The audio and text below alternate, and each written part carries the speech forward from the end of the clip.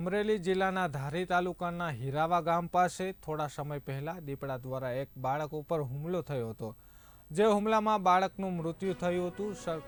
સરકારશ્રીની guideline મુજબ ધારી વન વિભાગના Dalkhaniya range IG in charge RFO Jyotiben Vanza દ્વારા તાત્કાલિક ડોક્યુમેન્ટ સરકારમાં સબમિટ કરાવીને 10 લાખ રૂપિયાનો ચેક મૃતકના પરિવારને અર્પણ કરવામાં આવ્યો હતો। આ તકે અમરેલી જિલ્લા ભાજપ પ્રમુખ અતુલભાઈ કાનાણી, ધારી તાલુકા પંચાયત પ્રમુખ તેમજ જિલ્લા પંચાયતના કમળાબેન ભુવા સહિતના અનેક લોકો હાજર રહ્યા હતા।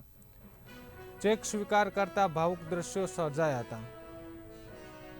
ગત 28 ફેબ્રુઆરીના રોજ ધારી તાલુકાના હીરાવા ગામના ખેડૂત ખાતેદારના એક વાડીમાં ભાગ્યા તરીકે કામ કરતા મજૂર પરિવારના એક દીકરા ઉપર રાત્રિના સૂતા હતા ત્યારે હિંસક પ્રાણી દીપડાએ હુમલો કરેલ અને આ નાના બચ્ચાને એનું મોત નિપજાવેલ।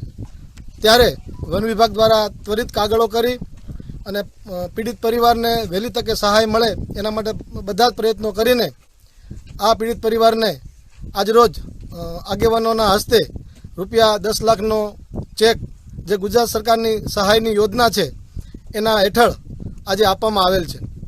એમના હસતું ખેલતું બાળકને આ એક દીપડાના હુમલાથી મૃત્યુ પામેલ છે, એમના આત્માને શાંતિ આપે અને એમના પરિવારના સહયોગ રૂપે આજે 10 લાખ રૂપિયાનો ચેક અર્પણ કરેલ છે।